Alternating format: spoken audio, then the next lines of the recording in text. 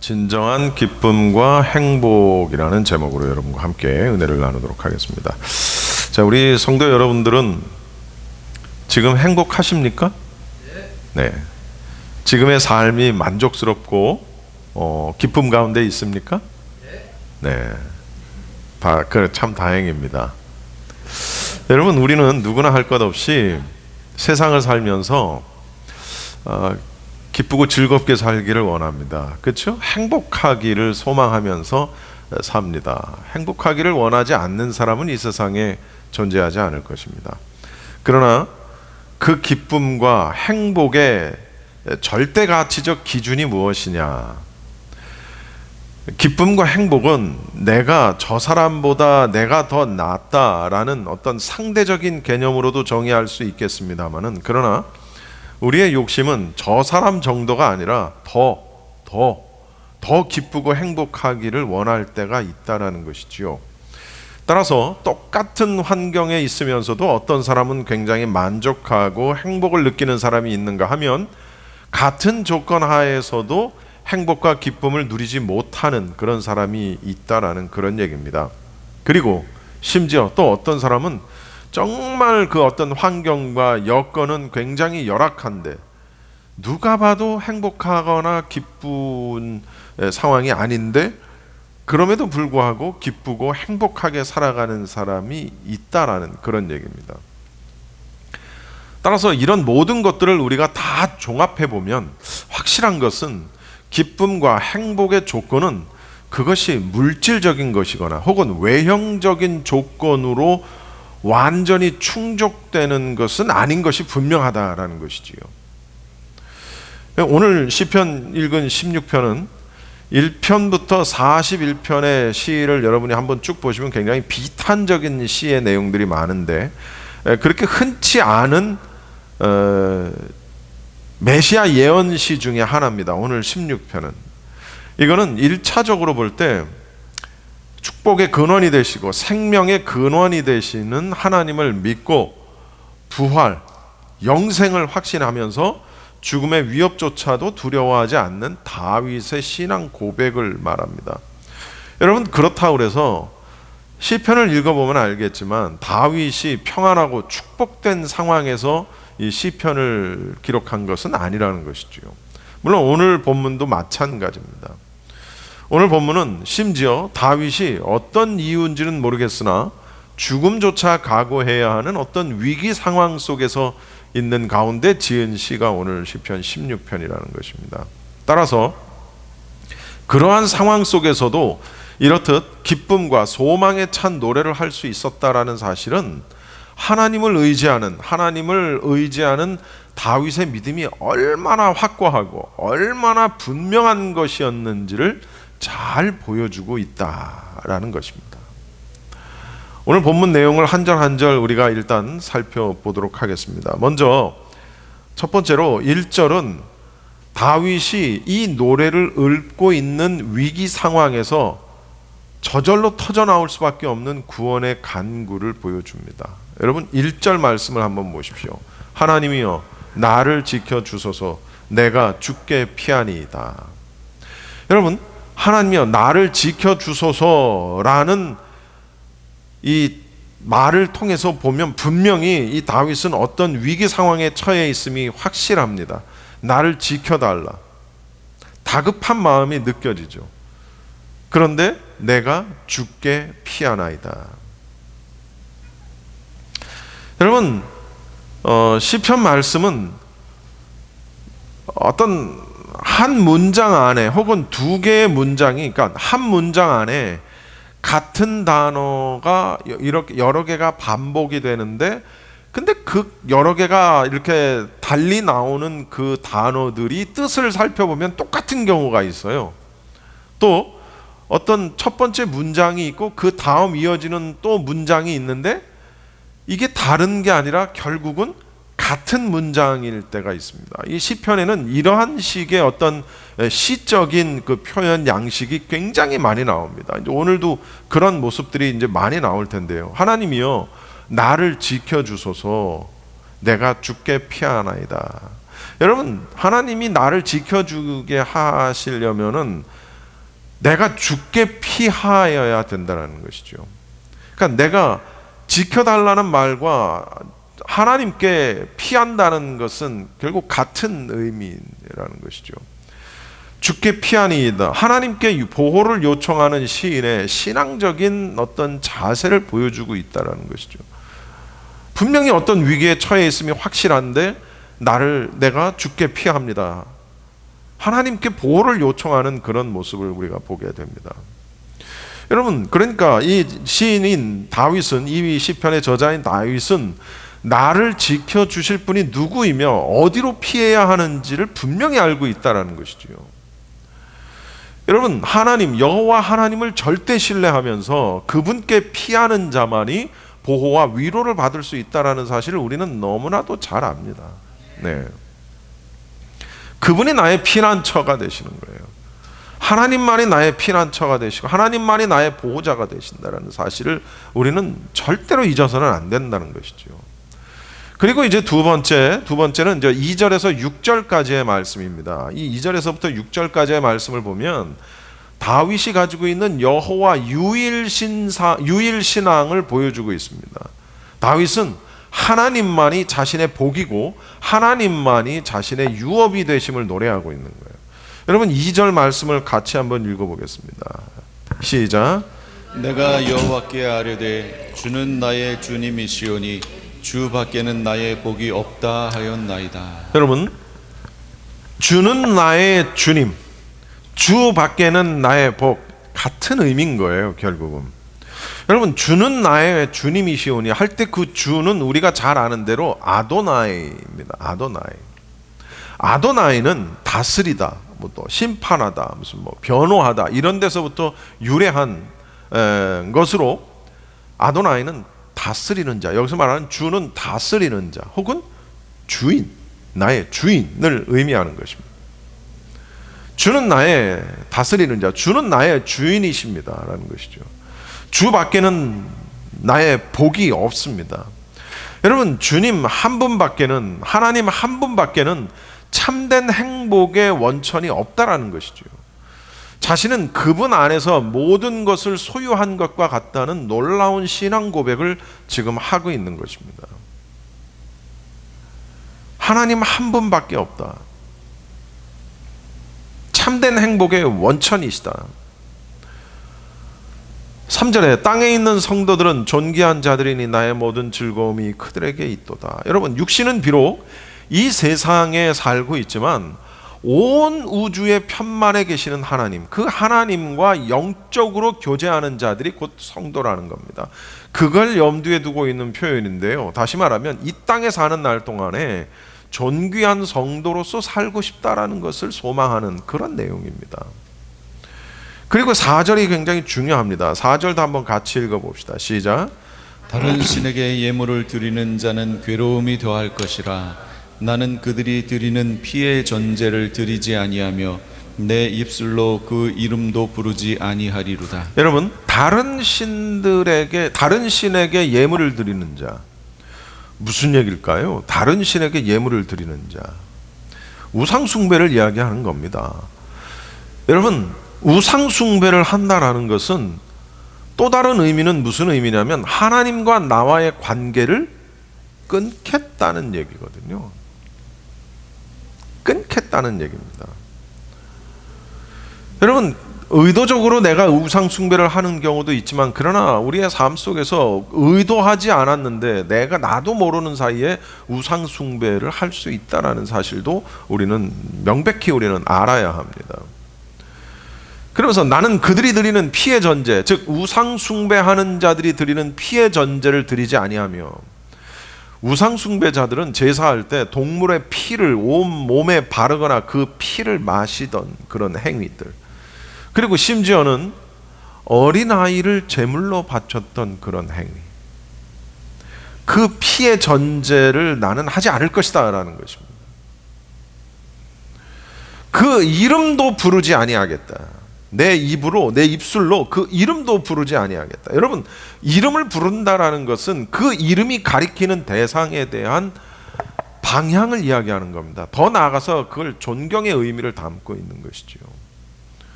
여러분, 우리가 흔히 우상으로 얘기하는 그런 신들의 이름을 우리가 부를 수 있습니까? 없습니다. 여러분, 이 다윗은 우상 숭배는 물론 당연히 안 하겠고 그 우상의 이름도 부르지 않겠다. 즉 다시 말하면 그 우상에 대한 어떠한 존경심도 갖지 않겠다라고 고백하고 있는 거예요. 다윗이 왜 내 마음에 합당한 자다, 하나님이 그렇게 말씀하셨는지를 너무나도 잘 아는 거죠. 이는 내게 합한 자로다. 5절, 여호와는 나의 산업과 나의 잔의 소득이시니 나의 분깃을 지키시나이다. 여러분, 여기에 또 나왔어요.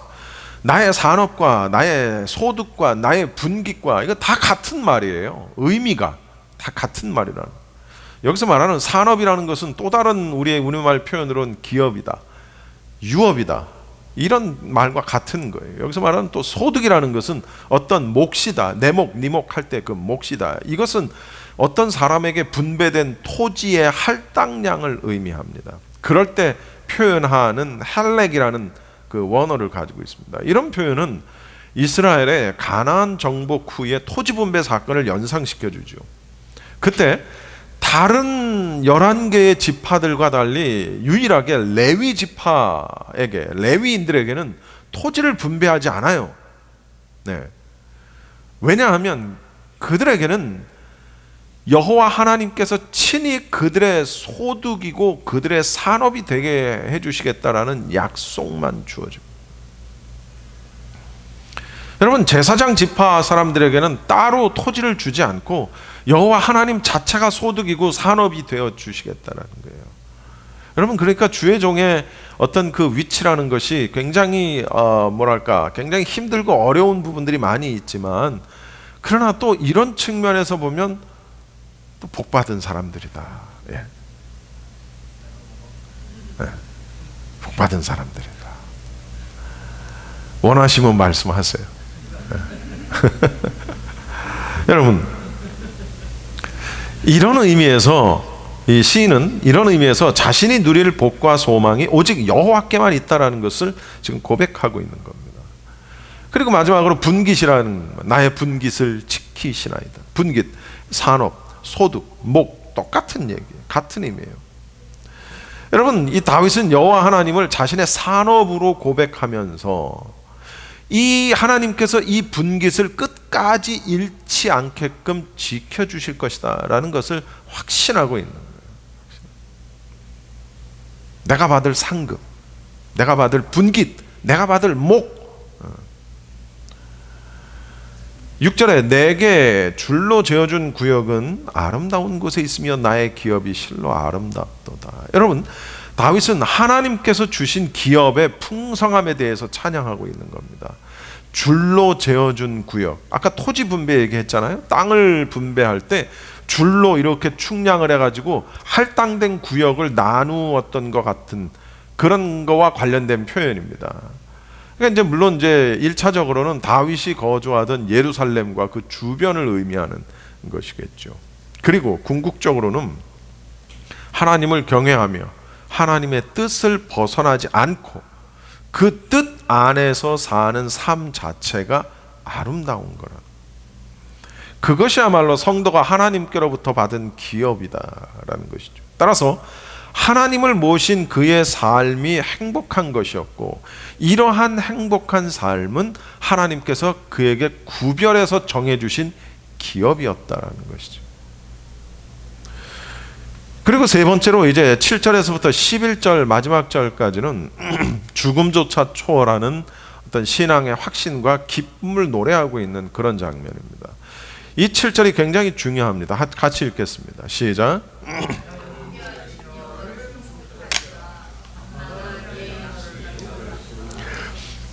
여러분, 나를 훈계하신 여호와를 송축할지어다. 여러분, 훈계하다, 가르치는 것이죠. 하나님께서 진리의 말씀으로 하나님의 백성들을 가르치시는 것뿐만 아니라 어그러진 길, 잘못된 길로 나갈 때 바른 길로 나아가도록 하시는 교육 행위의 모든 것을 훈계라고 합니다. 그래서 다윗은 이러한 하나님의 훈계가 그분의 깊은 사랑에서 비롯된 것임을 고백하고 있는 거예요. 그러니까 그 사랑의 훈계를 받을 수 있는 그 축복을 얻은 기쁨이 얼마나 크냐라는 것이죠.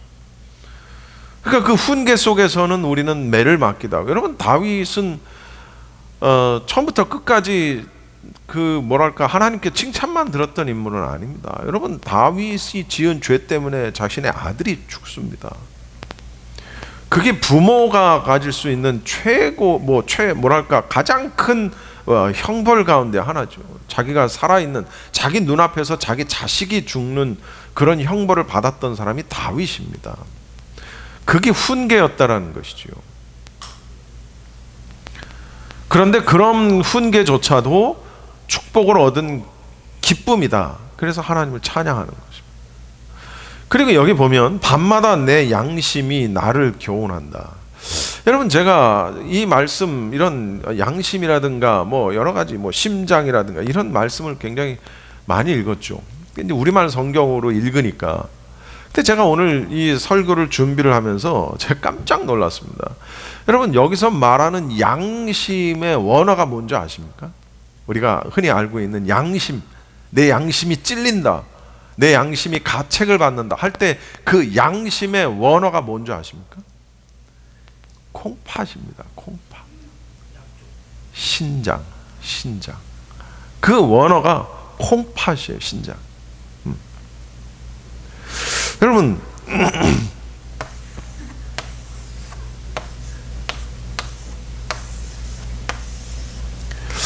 이게 콩팥이란 말이에요. 네. 모양이 좀 이상합니다만 이게 콩팥이란 말이에요. 콩팥 양쪽에. 여러분 콩팥이 하는 일이 뭡니까? 기능이 뭡니까? 콩팥이 꼭 그것만 하는 건 아닙니다. 물론 우리 몸의 체온을 조절해 주는 일도 하고요, 여러 가지 몇 가지 일을 합니다. 그런데 콩팥이 하는 기능 가운데 우리가 알고 있는 가장 대표적인 기능이 뭐냐? 방금 말씀한 것처럼 우리 몸의 더러운 것들을 걸러내주는 역할을 합니다. 더러운 것들을 걸러내서 배출하는 역할을 합니다. 소변으로. 그래서 이 콩팥 안에는 사구체라는 게 있어요. 사구체. 예. 이 사구체라는 거는 마치 그물처럼 정말 그게 몇백만 개랍니다. 그러니까 요만한 주먹 안에 몇백만 개니까 얼마나 촘촘하게. 예? 그래서 만약에 이 신장이 제 기능을 발휘하지 못하면 어떻게 돼요? 독소를 걸러내지 못하니까 그 독소가 우리 몸에 쌓여가지고 결국은 우리가 죽게 되는 거예요. 그래서 이 기능이 완전히 떨어지면 이 기능을 대체할 수 있도록 투석을 하는 겁니다. 투석을 한다라는 얘기는 어떤 기계를 통해서 이 피가 이 기계를 통과함으로 인해서 그 피가 그 기계가 더러운 것을 걸러내게 해주는 거예요. 원래는 신장이 그 기능을 해야 되는데 그걸 못하니까 기계를 통해서 혈액이 이 기계를 통과하는 도중에 더러운 몸의 찌꺼기를 걸러내게 해주는 역할을 하는 거예요. 그게 이제 투석이라는 겁니다. 그런데 밤마다 내 양심이 나를 교훈하도다 하는 그 양심이 바로 콩팥을 이야기한다는 거예요. 구약에서는 이 콩팥, 이 신장에서 인간 영혼의 내면적인 활동이 이루어진다고 생각을 했다는 거예요. 참 신기하죠. 이때 당시 이 콩팥이 도대체 어떤 기능을 의학적으로 하는지 이거 어떻게 알았을까? 참, 네. 이 신장에서 인간 영혼의 내면적인 활동이 이루어진다는 거예요. 그래서요, 여러분 또 다른 시편에 보면 시편 7편 9절에 보면 악인의 악을 끊고 의인을 세우소서 의로우신 하나님이 사람의 마음과 양심을 감찰하시나이다 할 때 그 양심도 콩팥을 이야기합니다.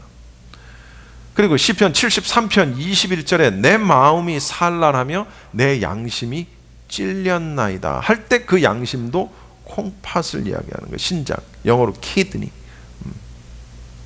원어로는 킬야. 여러분, 내 영혼에, 내 안에 들어온, 내 마음 속에 들어온, 내 영혼에 들어온 온갖 더러운 것들, 온갖 악한 것들을 콩팥의 역할을 하는 양심이 걸러내지 못하면 결국 육체에 독소가 쌓여 죽는 것처럼 내 영혼에 악한 것들이 쌓여 내 영이 죽는다는 거예요. 네. 이해하십니까? 네. 따라서 이 구절은 다윗이 밤마다 영감을 받은 사실을 보여주는 거예요. 밤마다. 다윗이 밤마다 받은 영감은 감사의 느낌, 영원한 즐거움이었을 뿐만 아니라 그 마음의 어떤 허영을 밝혀주고 바른 길로 인도하는 영적인 깨우침이었다는 것이죠. 여러분, 양심의 화인을 맞는다. 이제는 더 이상 양심이, 그 콩팥이 제 기능을 못하는 거예요. 제가 지금 그 제 기능을 못하려고 지금 이러고 지금 제가 지난 수요일 날 피검사를 했어요. 다음 주 화요일 날 결과가 나옵니다. 이게 더 안 좋아졌는지, 아니면 그냥 머물러 있는지, 아니면 조금이라도 회복이 됐는지, 이제 그 결과가 다음 주 화요일 날 나오는 거예요. 저도 굉장히 떨려요. 왜? 여기서 더 안 좋아지면 결과는 뻔한 거거든요.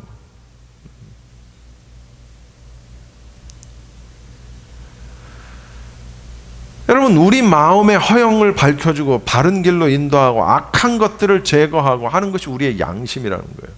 근데 우리의 양심이 화인 맞으면 그 양심이 제 역할을 못하게 되고 온갖 더러운 것들로 쌓여서 결국 죽게 된다는 것이죠. 그래서 이 7절 말씀이 굉장히 중요한 것입니다.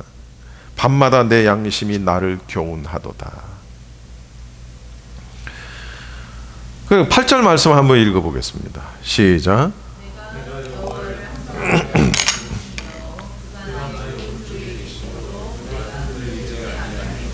여러분, 내가 여호와를 항상 내 앞에 모신다. 그리고 나의 오른쪽에 계신다. 여호와를 항상 내 앞에 모신다. 내 뒤에 모시는 게 아니라 내 앞에 모신다. 앞에. 이게 뭐냐면 철저하게 하나님 중심의 삶을 살고 있는 거예요. 하나님 중심의 삶. 다윗은 정말 철저하게 하나님 중심의 삶을 살았다는 걸 보여주는 거예요. 즉 신본주의적인 가치관, 하나님 주권, 하나님 first, God first, 그 가치관 아래 오직 여호와의 훈계만 쫓아 살겠다. 그리고 나에게 있는 양심이 나에게 교훈하는 것대로 살겠다. 시인의 의지의 표출, 다윗의 의지의 표출. 심지어 그분이 내 앞에 계신데 내 오른쪽에도 계신다는 거예요. 여러분, 성경에서 오른쪽, 우편이라는 것은 대개 어떤 절대적인 권세와 권능 혹은 힘, 이런 것들을 상징합니다. 하나님 우편에 앉아 계시다 할 때처럼 우편. 따라서 하나님이 다윗의 우편에 계시다라는 말은 하나님께서 다윗에게 있어서 절대적인 힘이 되신다라는 것을 의미하는 거예요. 이는 여호와 절대 의지 신앙. 이걸 우리식으로 얘기하면 하나님 중심. 우리의 프라이어리티, 우리의 우선순, 하나님. 9절에 이러므로 나의 마음이 기쁘고 나의 영도 즐거워하며 내 육체도 안전히 살리니. 여러분, 그렇기 때문에 내 마음이 기쁘고 내 안의 영도 즐거워한다는 거예요. 그러다 보니 내 육체도 안전하다는 거예요.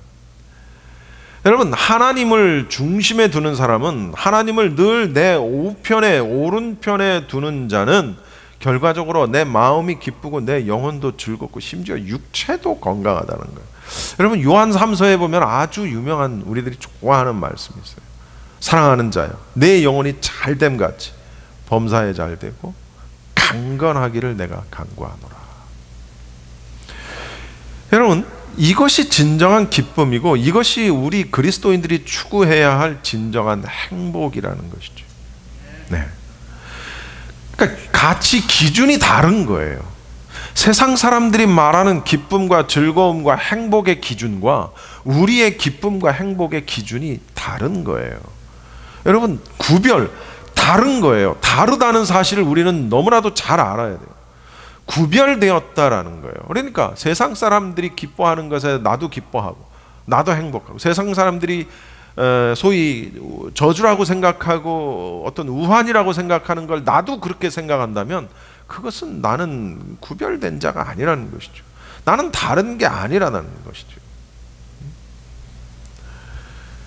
그래서 10절에 보면은 이는 주께서 내 영혼을 수월에 버리지 아니하며 주의 거룩한 자를 멸망시키지 않으실 것임이니이다. 여러분, 이 10절의 이 번역보다 이전 성경의 번역이 저는 훨씬 더 가슴에 와닿아요. 이전 성경은 어떻게 하냐면 이는 내 영혼을 음부에 버리지 아니하시며 주의 거룩한 자로 썩지 않게 하실 것이미로다. 이 구절이 아까 이제 초반부에 제가 얘기했던 대로 메시아에 대한 예언적인 의미를 내포하고 있는 구절입니다. 이 구절이 예수 그리스도의 부활 사건을 증거할 때 베드로하고 바울에 의해서 인용됐던 구절이 바로 이 구절입니다. 내 영혼을 음부에 버리지 아니하시며 주의 거룩한 자로 썩지 않게 하실 것임이니이다. 여러분, 신구약 중간기 시대 이후와 달리 사후 세계에 대한 관념이라든가 혹은 부활 신앙이 명확하지 않은 구약 시대에 과연 다윗이 어떤 확실한 부활과 영생에 대한 개념 혹은 그 소망을 지니고 있었을까? 그것은 명확하게 그렇다 안 그렇다 말하기가 참 애매한, 불확실합니다. 물론 다윗이 지금 오늘 10절에서 말하는 이 의미, 이것의 일차적인 의미는 분명히 하나님께서 결단코 자기 자신을 죽음의 위기에 그냥 내버려 두지 않을 것이다 라는 신앙을 표현한 것이지요. 그러나 궁극적으로 하나님께서 그러한 다윗의 입술을 빌어서 부활과 영생의 소망을 예시한 것만큼은 분명하다라는 것이죠. 따라서 1차적으로는 예수 그리스도의 부활 사건으로, 하지만 궁극적으로는 예수 그리스도의 재림과 함께 있을 성도의 부활 사건으로 완전한 성취를 보게 되는 것이다. 여러분, 이미와 아직에 대한 부분을 우리가 들어서 잘 아실 겁니다. 여러분, 모든 것이 성취되는 것은 예수 그리스도의 재림 때에 성취되는 것입니다. 그리고 마지막으로 11절 말씀을 보시면 주께서 생명의, 다 같이 읽읍시다. 시작.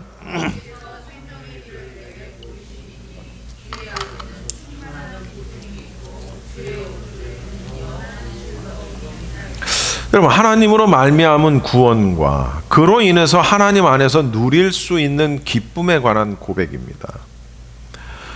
물론 궁극적으로는 어떤 영생의 소망, 그로 인한 영원한 기쁨을 예시하고 있는 구절인데요. 그러나 여러분, 우리는 이 땅에서도 천국을 맛볼 수 있습니다. 아멘. 여러분, 우리는 이 땅에서도 천국을 맛볼 수 있어요. 즉 다시 말하면 천국에 사는 것처럼 살 수 있다는 거예요. 이 땅에서 진정으로 기쁘고 행복한 사람은 하나님을 중심에 두고 감사할 줄 알면서 영원한 소망을 갖고 사는 사람들, 그런 사람들이 이미 이 땅에서 천국을 맛보며 산다는 것이죠. 나무들로 빽빽한 숲속을 날고 있던 한 마리의 새가 거친 폭풍을 맞이하게 됩니다. 그 새는 있는 힘을 다해서 자기의 집이 있는 숲속에서 벗어나지 않으려고 합니다. 하지만 그것은 허사였어요. 자기가 살고 있던 고향을 떠나면, 자기의 둥지를 떠나면 죽을 것 같았기에 안간힘을 쓰고 날아오르려던 그 새는 그 작은 날갯짓으로 그 거친 폭풍우를 이길 수 있습니까? 못 이기죠. 그 새는 하는 수 없이 포기합니다. 그리고 그 새는 그 폭풍과 바람이 자기를 이렇게 움직이게 하는 대로, 그냥 그 폭풍이 부는 대로 자기 몸을, 날개를 그냥 맡겨버린 거예요. 강한 폭풍을 따라 한참을 날아갑니다. 그리고 어느 순간 폭풍이 탁 멈춥니다. 그런데 그 새의 눈에는 푸른 초장, 멋진 숲풀이 우거진 아름다운 산이 턱하니 나타나는 거예요. 자기가 한 번도 보지 못했던, 자기가 머물고 있었던 곳에서는 한 번도 보지 못했던, 경험하지 못했던 세계가 눈앞에 보이는 거예요. 여러분, 하나님께 모든 것을 맡긴 사람이 발견하는 기쁨과 행복이 이와 같은 것이 아닐까라는 것이죠. 우리는 발버둥을 칩니다. 네. 잘못되지 않으려고 발버둥 치고요. 어떤 위기 속에서 벗어나려고 안간힘을 씁니다. 여러분 다 그렇게 살아요. 물론 네. 좀 잘 살아보겠다고, 잘해보겠다고, 조금 더 나아보겠다. 몸이 아파도.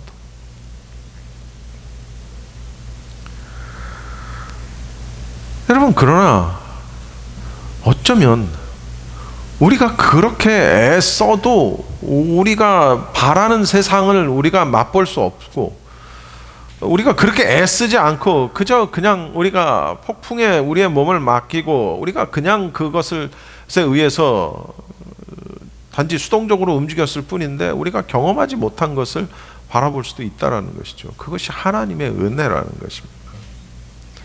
하나님께 모든 것을 맡긴 사람이 발견하는 그 기쁨과 행복. 그런데 우리는 아직도 이 새처럼 내 힘으로 무언가를 하려고 안간힘을 쓰는 그런 어리석은 우리의 모습이 없는지 우리는 살펴봐야 된다는 것이죠.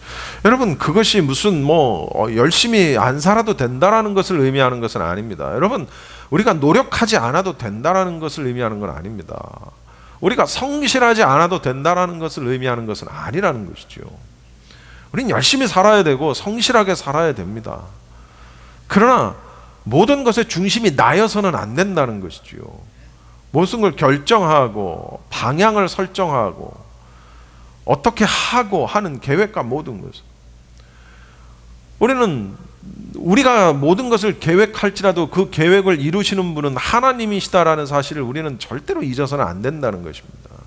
그러니까 내가 아무리 멋진 플랜을 가지고 있어도 그것이 하나님이 뜻이 아니고 하나님이 원하시는 게 아니라면, 그래서 어떤 사람이 그런 기도를 했다 그래요. 하나님, 내가 죄를 만약에 짓는다면 그냥 차라리 내가 몸이 아픈 대로 그냥 놔두세요. 예. 그냥 몸이 병들고 차라리 그게 낫지 않겠습니까? 죄 짓는 것보다. 그런 기도를 한다고 합니다. 여러분, 아픈 사람 앞에 그런 얘기가 굉장히 좀 모욕적으로 들릴 수 있을런지 모르겠으나, 그러나 우리가 차라리 하나님 말씀대로 살지 못하고 죄를 지으며 살 바에는, 성경에 예수님께서 산상수훈에 뭐라고 말씀하세요? 네 눈이 너를 범죄케 하면 눈을 빼버리고 네 오른손이 범죄케 하면 오른손을 찍어버리라는 거예요. 왜? 그 눈과 그 손은 팔을 가지고 지옥 가는 것보다 그거 백채 다 가지지 못하고 천국 가는 게 낫다는 거예요. 여러분, 파스칼이라는 철학자가 있습니다. 잘 아시는 대로 팡세라는 책을 쓴 철학자, 이 파스칼은 이런 얘기를 했어요. 하나님은 우리 안에 하나님만이 채워줄 수 있는 공간을 만드셨다. 우리 안에. 예. 여러분, 그 얘기는 무슨 얘기냐면, 하나님만이 채워줄 수 있는 공간을 만드셨다라는 얘기는 우리가 채울 수 있는 공간도 우리 안에 있다라는 얘기예요. 바꿔 말하면 그런 얘기입니다. 그럼 우리가 노력해서 채울 수 있는 공간이라는 게 뭐가 있을까요? 거기에는 돈도 있고 물질도 있고 우리의 건강도 있을 수 있고 우리의 어떤 명예로운 것도 있을 수 있고, 이런 우리의 노력으로 할 수 있는 것들, 그래서 우리 자신을 만족스럽게 채울 수 있는 그런 것들이 있을 수 있죠. 그러나 그런 것들로 채울 수 있어도 하나님이 따로 만들어주신 공간은 오직 하나님만이 채우실 수 있다는 것입니다. 그것이 우리 안에 있다는 거예요. 여러분, 퍼즐 놀이 해보셨습니까? 퍼즐 100개가 있다고 칩시다. 퍼즐 100개가 있어도 100개가 있을 때 99개를 다 맞췄어도 퍼즐 한 개가 없으면 그것은 완성된 퍼즐이 아닌 거예요. 천하 없어도 그 한 개의 퍼즐이 그 빈자리를 딱 채웠을 때 그것이 완성되는 것이지. 여러분, 우리의 삶도 그렇다라는 거예요. 우리의 이 삶도. 우리가 아무리 우리의 어떤 능력과 노력과 우리의 성실함으로 우리의 모든 것을 채웠다 손 치더라도 하나님께서 우리 안에 비워놓으신, 하나님만이 채워놓으실 수 있는 그 한 개의 퍼즐 자리를 우리 안에 놓으셨다면, 그리고 그것을 하나님께서 채우지 않으셨다면 우리는 완성된 존재가 아니라는 거예요. 다시 말하면 우리는 온전한 존재가 아니라는 거예요. 하나님이 갖고 계신 그 하나의 퍼즐 조각이 없으면 우리 인생은 진정한 기쁨도 없고 진정한 만족도 없고 진정한 행복도 없다라는 사실이지요. 여러분, 우리는 기쁘게 살기 원하고 행복하기를 원하고 즐겁게 살기를 원합니다. 누가 그걸 거부하겠습니까? 그러나 다시 반복되는 얘기입니다만, 무엇이 진정한 기쁨이고 무엇이 진정한 행복인지를 우리는 반드시 볼 수 있어야 하고, 하나님의 훈계와 내 양심의 어떤 찔림 속에서 그것을 판단할 수 있어야 된다는 것이죠. 그 하나의 조각은 나를 가장 사랑하시는 하나님을 만날 때 채워진다는 것입니다. 할렐루야. 주님 그 한 분밖에는, 오직 그 주님 한 분밖에는 나의 진정한 기쁨과 행복을 채울 수 있는 그 어떤 것도 없다라는 것이죠. 여러분 모두 복 받으십시오. 여러분 모두 행복하시기를 바랍니다. 여러분 모두 이 땅에서 천국을 누리며 사시기를 바랍니다. 그러나 그러기 위해서는 그 주님께서 가지고 계시는 그 마지막 퍼즐을 내 안에 받아들일 때 가능한 것입니다. 그 사실을 명심하고 오늘을 사는 저와 우리 여러분 모두가 다 되시기를 바랍니다. 기도하겠습니다.